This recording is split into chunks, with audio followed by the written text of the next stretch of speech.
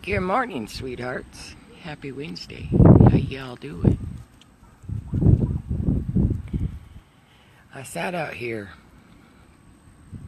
It's like 7:15 right now.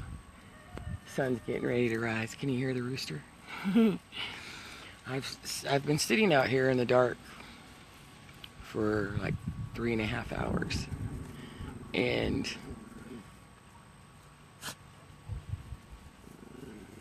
one of the things that Spirit has shown me was, as the human side of us, we have been. Good morning, Rose. How you doing, beautiful? We have been in a space of obligation. Now, what does obligation mean? To define obligation, it's a moral sense of duty. We have been obligated to live. Good morning, Lisa. Good morning, Julie. Big hugs and blessings. Hey, leave her alone now. Come on. The cat don't need you to bark at her, sweet ones. Leave her alone. And that moral sense of duty that we have to humanity, to our governments, to this, to that. And it's something that, good morning, Brenda. Good morning, Nikki. Big hugs and blessings, friends. It's something that the human aspect of us has been enslaved to and manipulated to believe that we have a moral sense of duty to serve slavery. A moral sense of duty that we have to save the world. A moral sense of duty that we have to save another. Now, on the spiritual journey, when we come into, hey, leave her alone. Come on now, leave her alone. She don't need you to bark at her. They're barking at Mama Kitty. And on the spiritual journey, we go through those spaces where we feel a moral obligation or a moral sense of duty to save the world, to save the planet, to wake people up. And it's one of the biggest ties that we have to learn to release. Because our moral sense of duty has to come from our heart and our soul, for our heart and for our soul. And that can go in two ways. You know, there's a polarity, a contrast in everything. And when we can release the obligation to the 3D matrix, when we can release the obligation and the moral sense of duty to the enslavement that we've been in. Now, we have been trained, and that's a really good word, we have been trained to be obligated to fear. We have been trained to be obligated. Good morning, Sharon, Pamela, Brian, Teresa, Alan. Who did I miss? Brenda, Nikki, the other Julie. Big hugs and blessings for you. And so, when we can release that obligation, we come to a space where we step into unconditionality, if you will. Our sense of obligation, first and foremost, has to be to self. Self is in our spirit, our soul. And when we have that sense of obligation, that everything and everyone outside of ourselves comes first, we are putting ourselves in a space of conditional love. Good morning, Crystal. Big hugs and blessings, beautiful. And it is only when we can let go of the moral sense of duty to fear and to selfless service or selfish service to others, that we can really step into a space of soul obligation, if you will. And there is a difference. When we feel obligated, and we all go through this on our journey, we feel obligated to save Gaia. Well, Gaia's already saved. We feel obligated that it's our duty to wake people up. We go through a space where we feel it's our moral sense of duty to tell people how to live, to rescue them. And when we can let go of that obligation, we do not have a moral obligation to save anybody but ourselves. When we can let go of the obligation to the slavery program that we've been in, we really can step into a space of unconditionality, unconditional love in the true sense of what it is. When you feel obligated, you have put an attachment of condition on it. Because our true natural state of being, our soul and our spirit's moral sense of duty, has no conditions. And when you can let go of the obligation in every aspect, you come to a space where you honor thyself. Good morning, Christina. Good morning, Jenny. Good morning. Or Jamie, I'm sorry. Good morning, Crystal. Big hugs and blessings, beautiful. And so, Spirit has really shown me this morning for myself where I still have a sense of obligation and to the 3D physical world. And it was something like I said, I've been sitting out here in the dark. It's just in the past half hour gotten light. I really had to sit with that. And I really had to have Spirit show me, because we do, as the human aspect of us, we do. We feel that obligation to heal the world.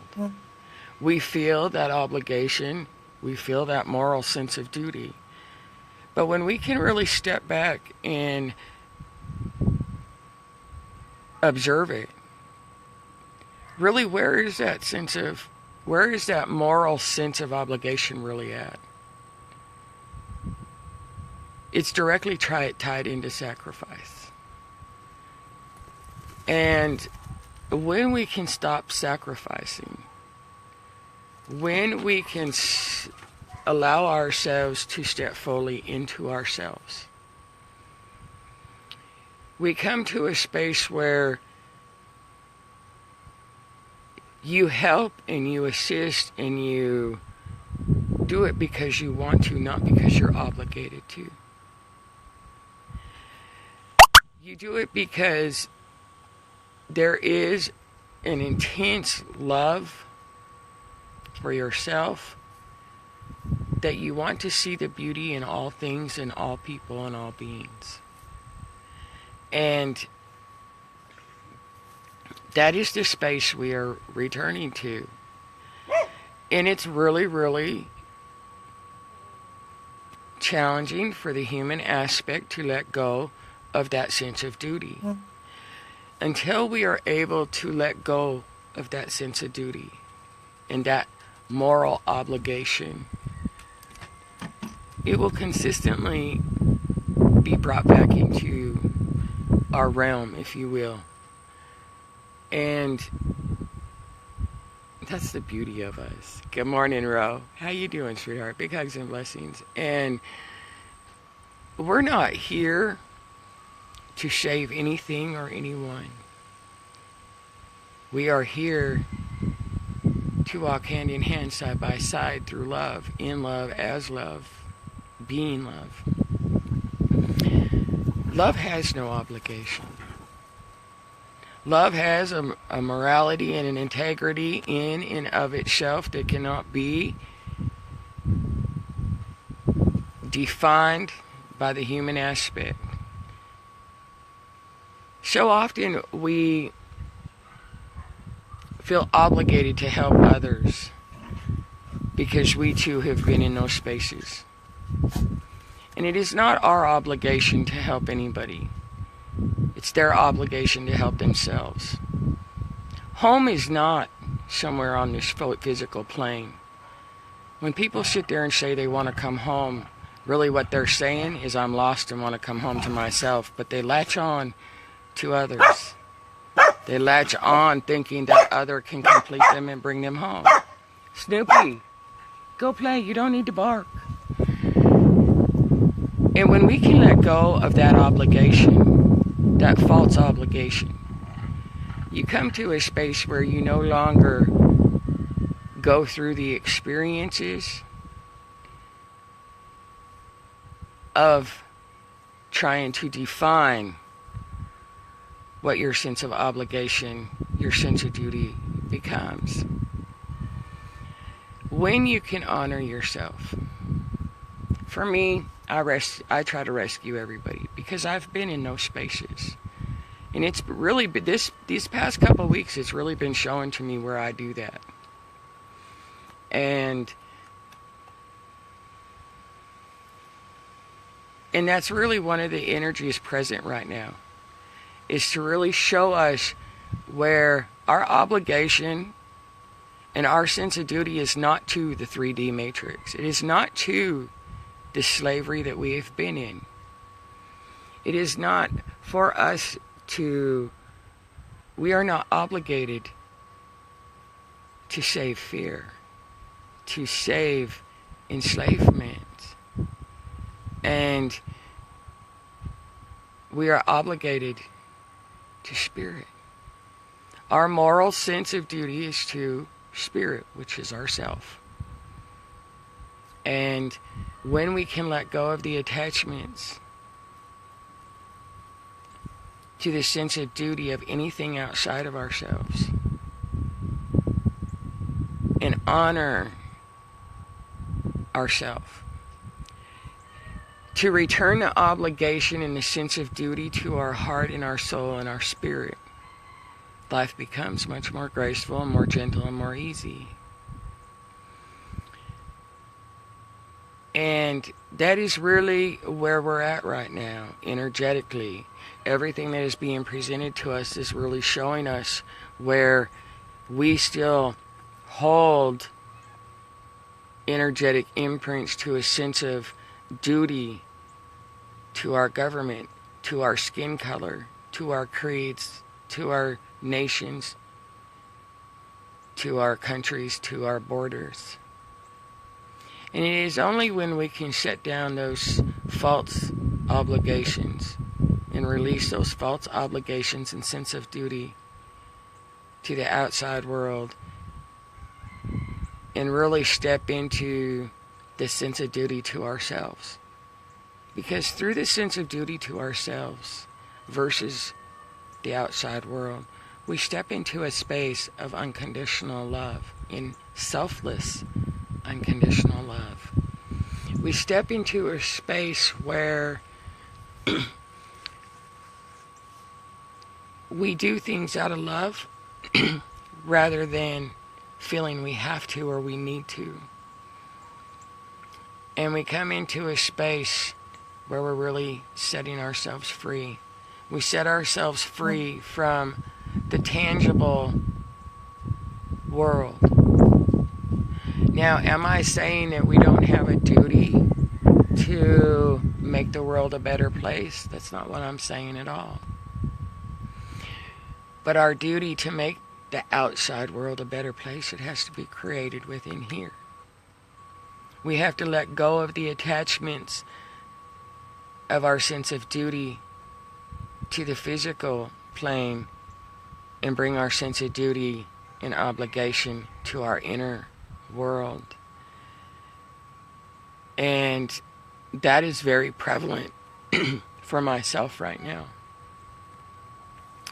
Because the essence of who I am really, it tears at my heart to see people suffer. I have watched in my spiritual communities, I have watched over 12 people in the past 3 days transcend or die. And that, and many of them are children. And that has really, really put me into a space of reflection. And to the human aspect of us, it's not easy. To the spiritual aspect, we are in full awareness of what is occurring. And that has really, really brought up for myself where my sense of obligation is.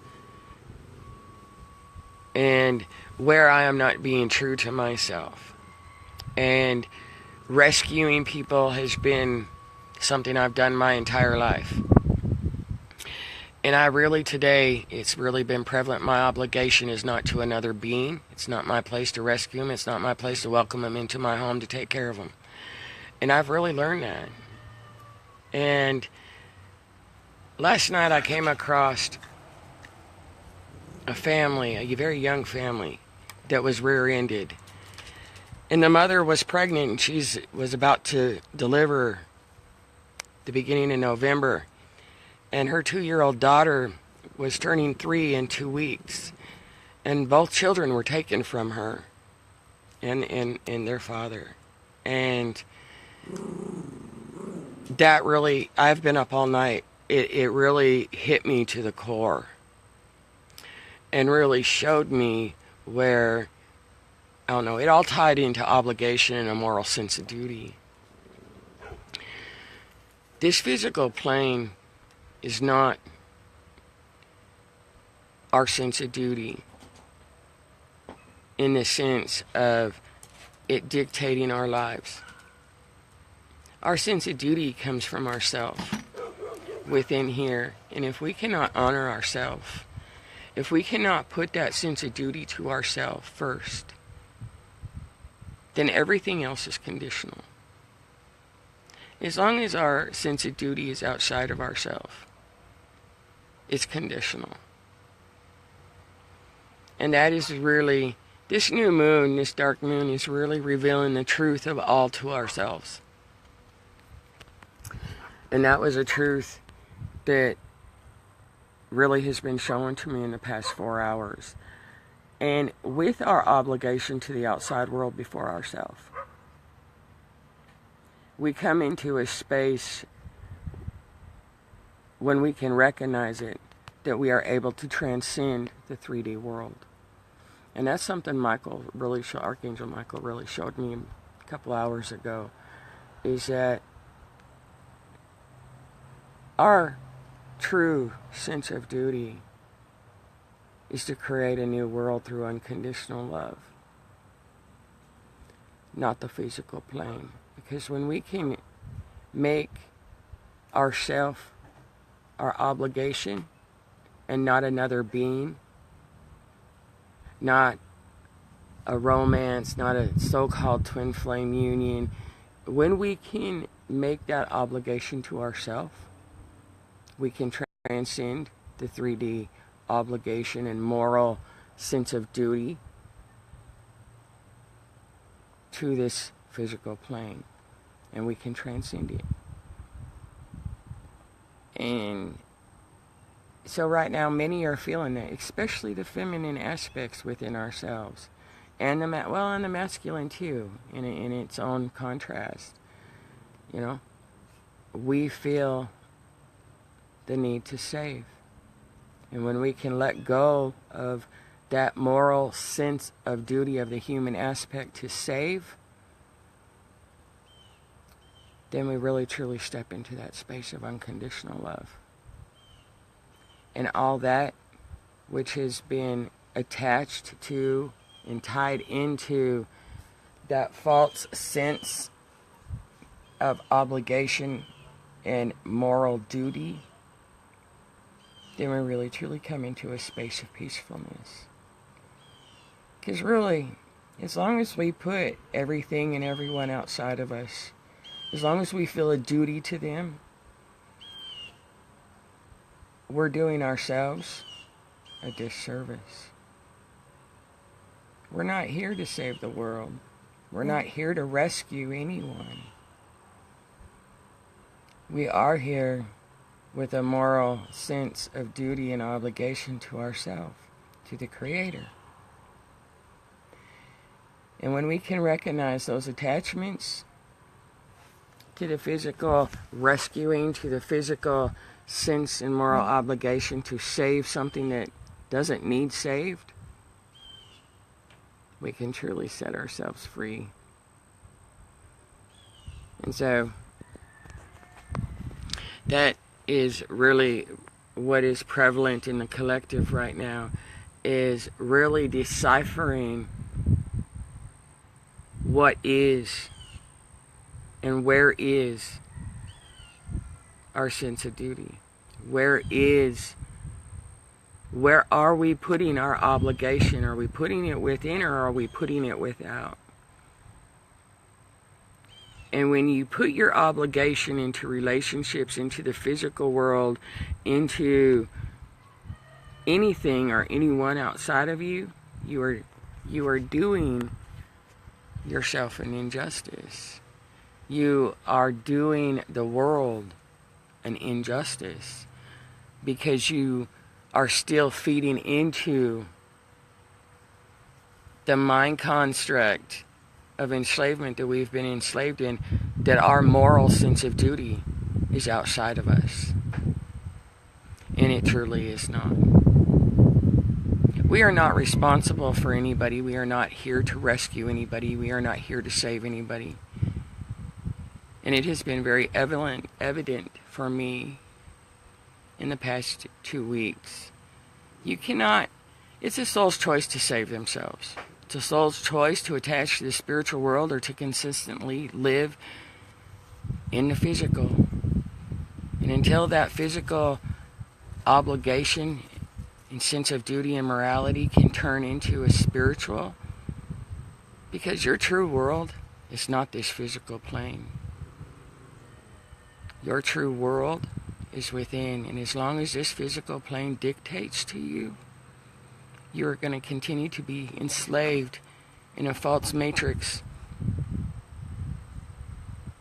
of an obligation to a sense of duty to the physical world.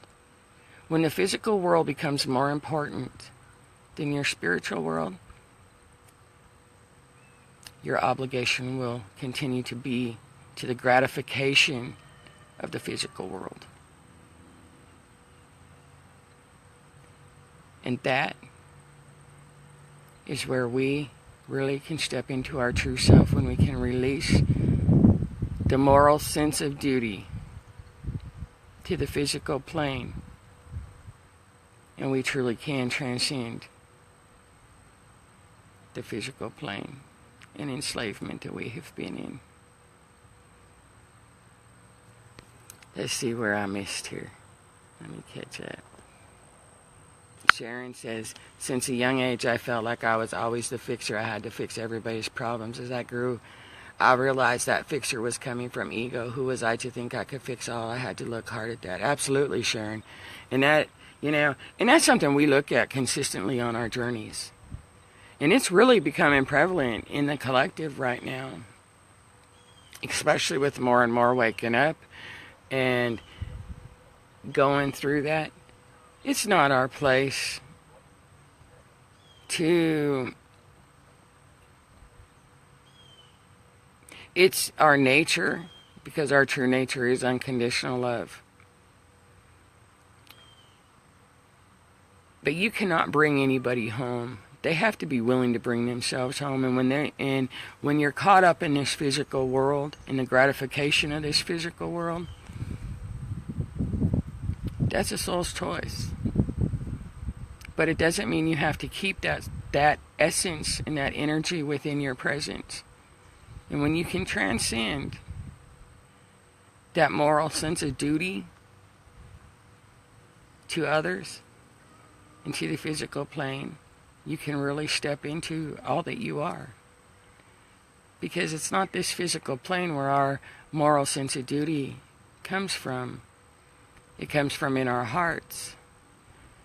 And for anybody seeking home outside of themselves or seeking home in another being, you'll never find home, because home is not on the physical plane.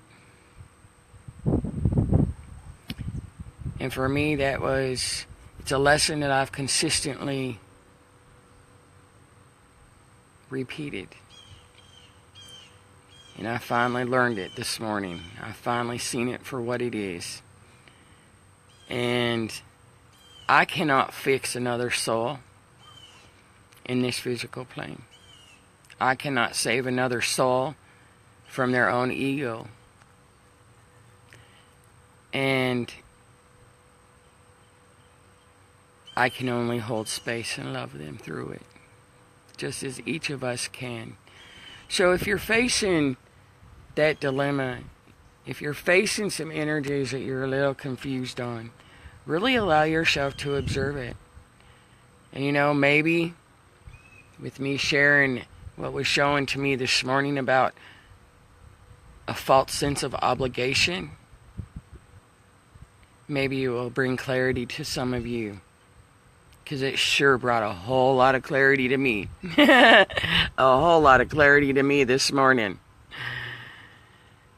Brenda. Brenda says, thank you for sharing your journey with us. Your insights are helpful to all. I pray they are, And good morning to all those I haven't said good morning to. People pleasing is a balancing act, Brian says. And yet it shouldn't be. We're not here to please anybody. And yet, we've been controlled and enslaved to believe that. That balancing act is within ourselves. Because when you can become whole and complete in and of yourself, not whole and complete through another, you come to understand. You're not here to please. Because when you please yourself first, pleasing others comes naturally. When you put your sense of duty and obligation to yourself, you come to a space where you don't need to rescue the world. You don't need to please anybody. You don't need to save anybody.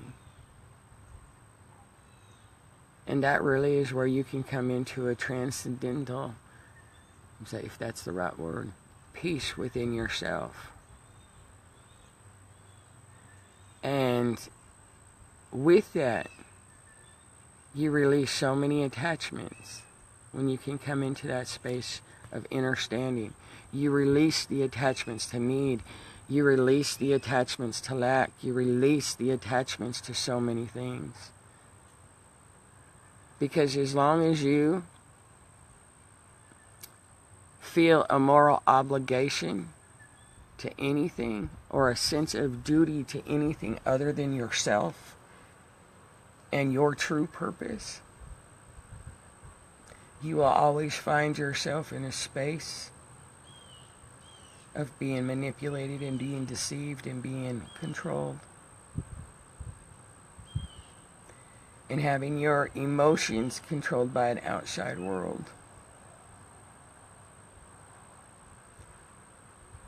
So maybe that will help some of you gain some clarity. It sure has for me. And it really has shown me where, even though my mission is a galactic mission, and I'm here to be love and hold the space of love, it's not my moral obligation to welcome people into my home. It is not my moral obligation to disrupt my entire life to help another. It is not my moral obligation to set aside my life to work around theirs. And that's something that I have done consistently, my own self, is I have been in spaces of homelessness and this and that. And so when I see others in that, I have a tendency to open my home. I have a tendency to feel that I can help them save themselves. And truly, I cannot. And that has really been shown to me in the past 2 weeks. But it's also brought me to this space right here now. And for that, I'm grateful. Because this morning, I really set myself free from that moral obligation and sense of duty to a 3D physical world. And I've really put my moral and sense of duty now to the 5D world, to my inner world. And for that, I feel a freedom that has no idea. And when you can put yourself first, it really truly becomes unconditional. When you reach out and you help and you serve, when you can do it from your heart first, rather than the enslavement that so much we don't recognize, thinking that we have a duty. Because as long as we think we have a duty, it's conditional. And that is an attachment that so many of us do not recognize.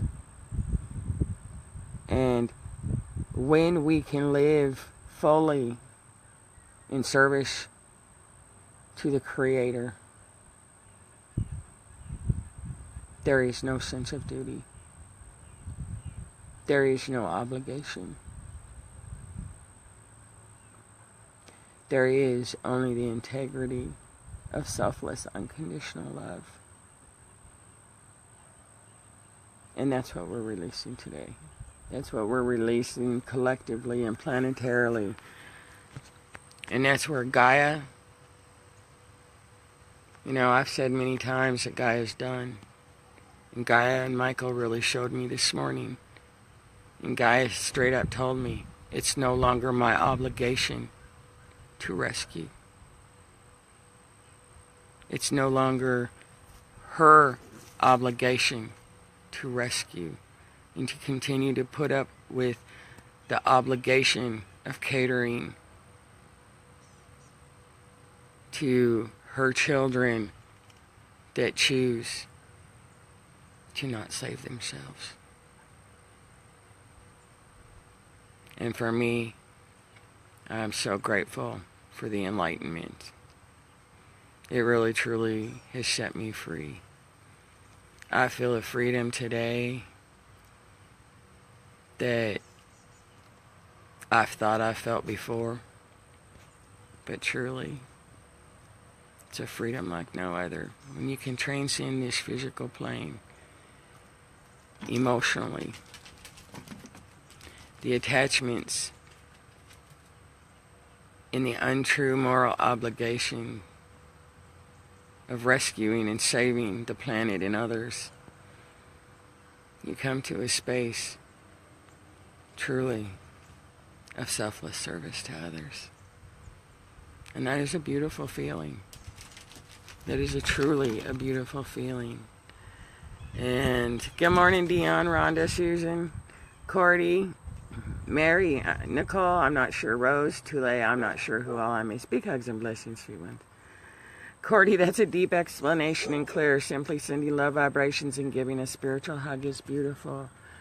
And and that's more empowering and more helpful than it is trying to save someone, trying to rescue somebody, trying to take them out of a situation that they created for themselves. And so often the human aspect of us feels the need to save and to assist into this. And really, and again, this is what both Gaia and Archangel Michael showed me this morning, is really when we try to rescue and save people from a moral sense of obligation, really what we're doing is we're hindering their own soul's evolution. Because we're taking them out of a situation that they created, that they needed to create balance in within themselves. And instead we fed into the ego aspect that often is so hidden, thinking we can it's helpful to rescue them from their own situation. And truly, it just creates a lesson for us. Everything is a lesson if we choose to see it. And when we can put our sense of duty and our moral obligation to where it should be to the Creator and stop rescuing people, we come to a space where you truly see, by trying to rescue them, you have hindered their own spiritual evolution. You have stopped them from seeing their own lesson. It's not us to walk their path. It's not us to lessen their lesson, no matter how intense it may be for them. And when you can come to that space, their lessons are their own. And by trying to rescue them out of a moral sense of duty, their lesson has now become yours. And their lesson is going to become more intense because they allowed another to rescue them instead of doing the inner work themselves. And that, a lot of times, is unhidden, or is hidden and we don't see it. We are so clever with ourselves. So very clever, sweethearts. Well, Rhonda, I needed this message today. I'm glad, because I know if I'm feeling it, there's others out there feeling it too. Good morning, Vanessa. Good morning, Brenda. Also a repeat offender for the Savior Complex. Tough lesson. Oh boy.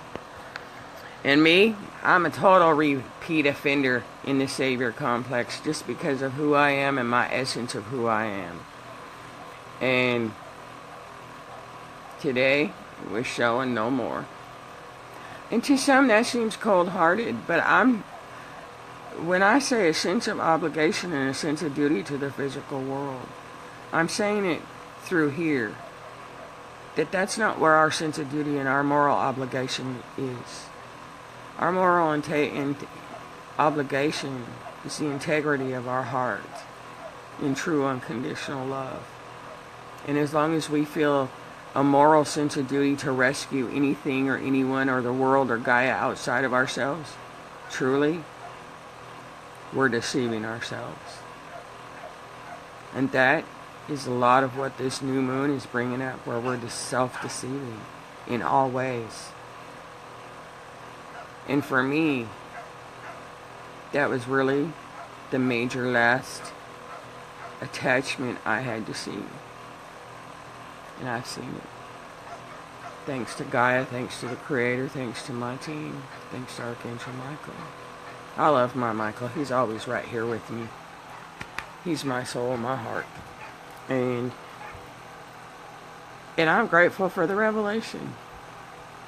I am grateful for the revelation because I didn't see it, and it's something that I've had to repeat that lesson many, many times. And now the veil has been removed. Hallelujah.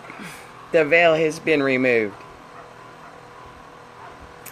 Sharon says we need to shed our domestication so our authentic selves can shine. Absolutely. I love you guys. Dion, I really hope it helps. Sweet ones, I really hope it helps because it's really prevalent right now. There are many who are choosing, to follow this physical world and to continue to be attached to the gratifications of this physical world. And really, this physical world is already the past. It's an illusion. So why would you want to continue to be attached to it? Why would you want to continue to find gratification in this physical world? And you have to find it through another. No. You have to find it within yourself first. And as long as we continue a moral sense of duty to a world that no longer exists, we're allowing ourselves to stay trapped in the matrix. And my sense of duty is not to the 3D matrix. My sense of duty, my integrity, and my moral obligation is to the Creator, which is myself. And so I really hope that brings clarity for some of you if you need it, because it sure brought a whole lot of clarity for me. And I know, Dion, I just realized that lesson. It sounds like so many of us are realizing it, Dion. Vanessa, I just came on, woke up wanting to see the face of those negative energy suckers. No idea what I was dreaming, but grr.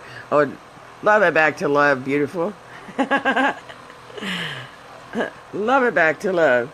And so, not anger, grr, but new motivation. Vanessa, I have to tell you, that's one of my favorite words, grr.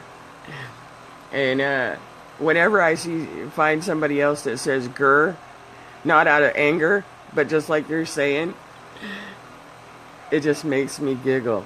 I so know you're part of my soul monad. I love you guys. Nikki, cut cords of attachment to things that no longer serve soul. Jump on the freedom train, right? I can't explain the freedom I feel today. It's amazing. Absolutely, Dion. Looks like we're in the same space. Beautiful. I surround myself oaths ago. Oh, Melissa, we surrender ourselves time and time and time again. It's not a one-time thing. Just like, you know, I've written many poetries about the fact that, you know, I have lived a million lives, and I really have.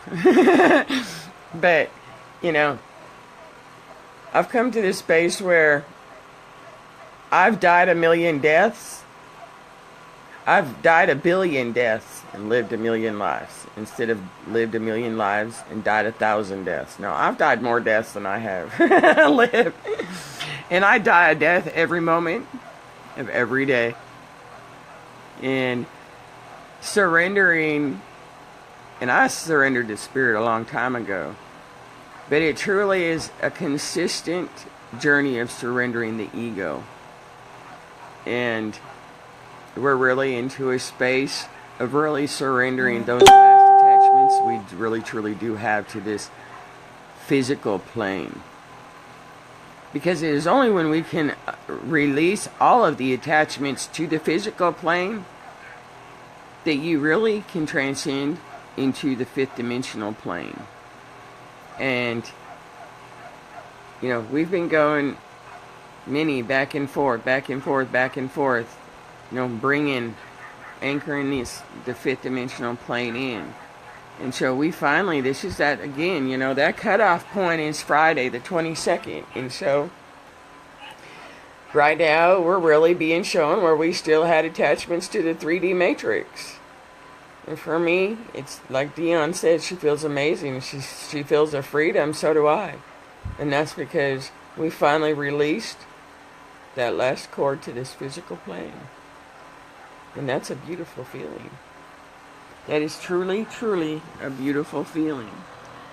And, yes, Rose says, yes, have always fixed everything for my children, among others. Absolutely.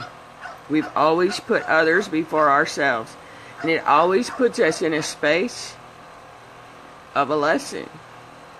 And trust me when I say this is the last lesson I will go through in this aspect. I will no longer sacrifice myself. And I see where I do it consistently. Consistently. Lisa, every time I rescued somebody, I always got hurt by them. So really, I've been hurting myself. Yep, that's right, Lisa. We have. Dion, oh, you have no idea. It's huge. Oh, honey, I have an idea. Oh, I have a very good idea, Dion. I'm right there with you. Beautiful. I feel a freedom that I feel like I literally let go of this physical plane. Literally, this morning. My whole body has I can't even put it into words. And it's like I literally left the 3D plane and fully anchored in a whole new reality. And it truly is amazing, that freedom. Rose, so blessed to hear this message. I love you guys too. You make everything easy breezy, lemon squeezy. Seriously, I love you, Rose. Trust me, it's not easy. My journey has been anything but easy. I may make it sound easy, and I'm not sure how I make it sound easy, but trust me, this journey is anything but easy. Anything but easy. When things annoy me, I say grr along with ugh. I do too all the time. Grr. I love that. Grr. Reminds me of Tigger. And I like Tigger. Rhonda, I have struggled with this and so happy to receive this clarity, letting go of trying to convince others' egos to surrender out of that moral obligation. Yep, I'm right there with you, Rhonda. I'm right there with you. I have visitors that, yep, I did the same thing with, and it's been a tough lesson. Tough. Dion, it's funny, I know too when it's my last lesson, right, Dion? You just have that sense of knowing that it's the last major chord that you have to that enslavement of the mind. I get the message right as I get the light bulb flash. I believe it's because Archangel Michael is my right-hand man. Oh, he's mine too. He's my best friend, my lover, you know. Michael's right with me all of them are, you know. Everybody's my lover in that sense, you know. Not in a sexual sense, but everybody's my lover. I love everybody. Rose, no understanding things. It's not easy, but it's getting easier. And you know what, Dion, it's going to get, sweet ones, it's going to get a lot more graceful. For those of you who have really chosen to awaken and ascend, not just talk it. Not just talk a good talk. But those of us who truly have chosen to awaken and ascend, I tell you what, things are going to get a lot more easy, a lot more pleasant, and a lot more graceful as we go forward. It truly, truly is. And for those who just talk the talk but can't walk it, that's their lessons and their soul's choice. It's no longer my concern. Because my moral sense of duty is to the Creator. It's not to anything or anyone outside of this. Outside of my heart and my soul and my spirit. I do this because I love to, not because I'm guided, not because I'm obligated to. And I really see where I was feeling in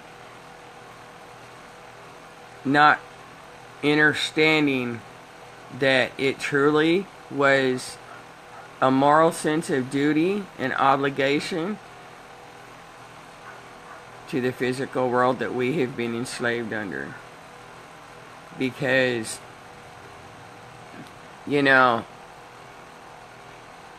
we have been in such a space, enslaved in such a space of fear, that the only really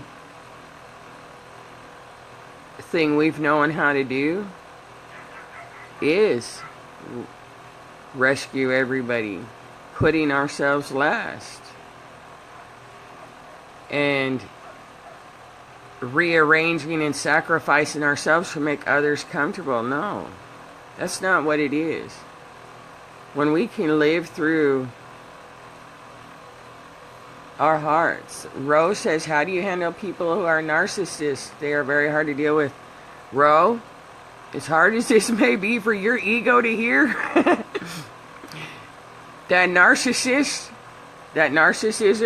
is a space within us. I used to say that about Mark all the time. He's such a narcissist. And it really, you know, and the feminine aspect of us is more narcissistic than the masculine. We've just disguised it. And until we can really see that narcissism, I tell you what, Ro, when you can step back, sweetheart, and really observe, remember what we see in another exists in us. And to really transcend that narcissism and stop those narcissistic lessons, we really have to accept that narcissism within ourselves. And really, if you really go in for the human aspect, if you really go and research narcissism and narcissistic tendencies, and by the same time, I mean, really research it, not just take, you know, the first couple of sentences and says, yep, that's my ex, or yep, that's my husband, but I mean, really go in depth on the research of narcissism. And then you really go into depth of codependency. You're going to see where they're lovers. They're twin souls. And those two are the dance that we've been battling through the whole enslavement of the 3D matrix. Because truly, those tendencies are imprinted in every single one of our DNA. So, you know, we like to say the masculine is narcissistic and this and that, and that the feminine are codependent. But remember, everything is a contrast. And you want the answer to anything, you have to look at its polarity.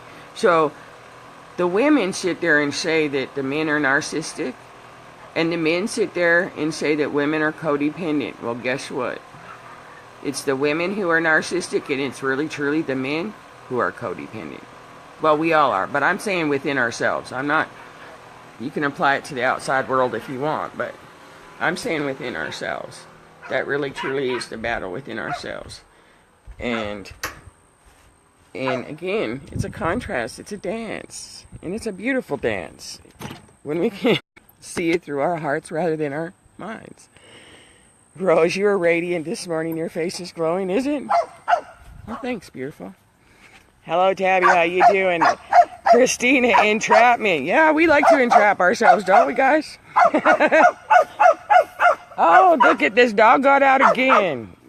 All right, I gotta go. I gotta go put the neighbor's dog back in. It keeps jumping the fence. It's a beautiful dog. Look at this dog. He's just so friendly. Look at him. Hi, baby. Hi, baby. But my dogs bark at him. All he wants. Isn't he beautiful? Did you see him? But all he wants is me to rub his belly. But the neighbors leave like at 4 o'clock every morning, and that dog jumps their fence. And look how high that fence is, and he jumps it all the time. I gotta go put my shoes on, take him back in his yard. David, my fiance, and I are a perfect example, but the roles are swapped because I've been abused and used many times. And you know, David, I appreciate you saying that, David. Because, you know, so often our focus is on the feminine being abused, and the feminine being raped, and the feminine this and the feminine that. But so often we have been enslaved as a humanity, that men don't get abused, that men don't get raped, that men don't go through that. And I'm telling you what, sweethearts, the masculine has been just as abused and tortured and as the feminine has. The only difference is we've been in a patriarchal society that has told men that they're a pussy, or they're weak, or they're this, or they're that. And to shut themselves down just as much as the feminine has been shut down, in a sense too. What happens behind closed doors stays behind closed doors. And so, David, that takes a lot of courage to say that, sweetheart. And I'm really glad you said that. Thank you. Because, you know, we're all in this together.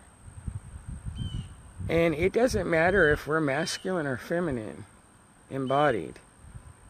We all have suffered. We all have gone through that traumatic sense of abuse, whether it's spoken about or not. David, my gentleman upbringing keeps me in a submissive role. And it does.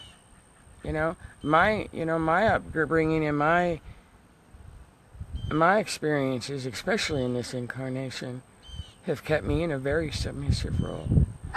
And that's really truly what we're releasing. that dominance and that submissiveness. Because truly, there's no room for it. There's no need for it. And I love you, David. Thank you for sharing that. That just touches my heart. You have no idea. Because so many masculine really don't have the strength or the courage to really reveal themselves like that. And David, you just did a beautiful thing for the masculine. You truly, truly did. Thank you for that. Thank you for your courage. That is just beautiful to me. Where did I miss here?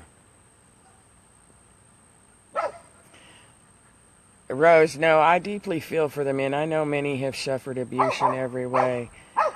Men do go through it just as much as women. Society says men are weak for to say anything about it.